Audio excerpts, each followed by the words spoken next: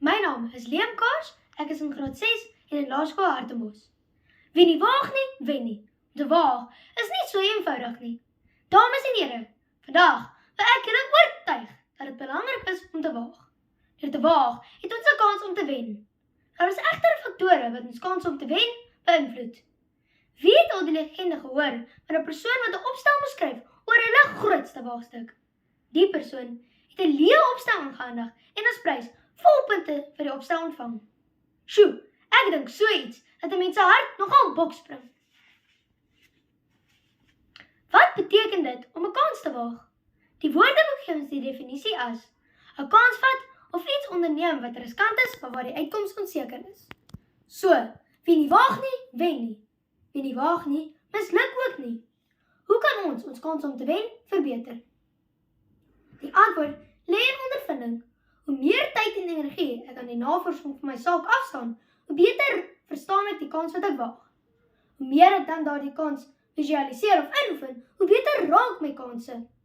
Ek haal vir julle 'n stelling aan van 'n bekende beroepsgolfspeler, Gary Player. Hy sê, hoe meer ek oefen, hoe gelukkiger raak ek. Hy het ook daarbey gesê dat hoe moeiliker hy oefen, hoe gelukkiger raak hy. Die gewone hou raak dan vir hom maklik.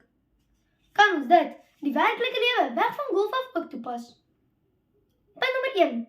Hoe meer male ek waag, beter raak my kans om te wen. Hier dink ons aan soortgelyke stellings soos 'n aanhouer wen. Dit beteken dat ons wel gaan misluk, maar as ons met wysheid, ondervinding of geluk weer probeer, dan maak ons seker ons maak nie dieselfde foute nie. Dit is makliker as ons die realiteit van ons kanse ken, ons odds verbeter. As jy 'n 2 uit 5 kans het om te wen, sal jy makliker weer probeer as wat jy 'n 2 uit 100 kans het. 2 uit 100 is pure geluk. Wat nog van 2 uit 'n miljoen? Brekende kanse bou dus ons selfvertroue. Eers kruip, dan loop en dan hardloop.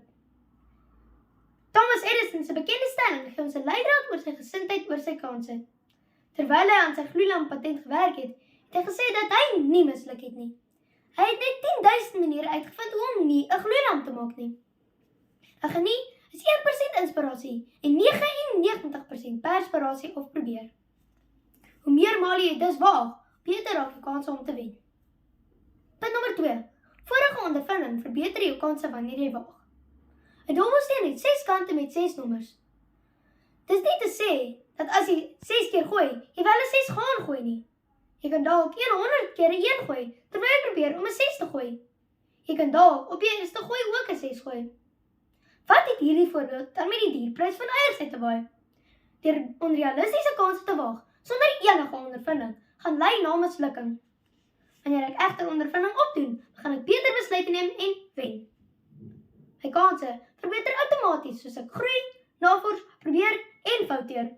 Wanneer ons dan val, moet ons gou weer opstaan en seker maak ons maak nie dieselfde foute nie. Wanneer ek egter ondervinding opdoen, word ek meer wys. Vra maar vir Evel Knievel. Op die motorfiets webtuiste www.witsinsurance.com beskryf die skrywer dat Evel Knievel 'n merkwaardige status het. Hy is omtrent nie enigste waggels wat meer van bereik het deur te misluk as deur suksesvol te wees. Kon nie niemand net elke keer 'n kar of 'n bus uit die lyn gehaal het sodat hy eerder die sprong geland het nie? Of was sy mislukkings die vermaak en sy sukses? Hierdie is 'n goeie voorbeeld waar sy ondervinding hom moes gehelp het. Maar daar is egter 'n ander faktor hier betrokke. Hardkoppigheid, of soos ou boet Frank Opperman altyd gesê het, mense wat dink hulle is so smart, is nie altyd so smart nie. Punt nommer 3. Vorige probeerslae verseker ons kanse om te waag en te wen. As ons dan bietjie geloof kan bygooi, dan begin ons kanse al hoe beter lyk. Ons hoef nie verder in die Bybel te soek vir 'n goeie voorbeeld van waag as Dawid en Goliat nie.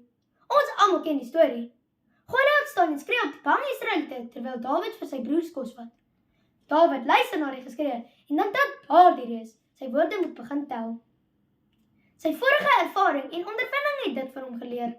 Dawid gaan veg teen almal se beter wete. Hy sal sy lewe waag.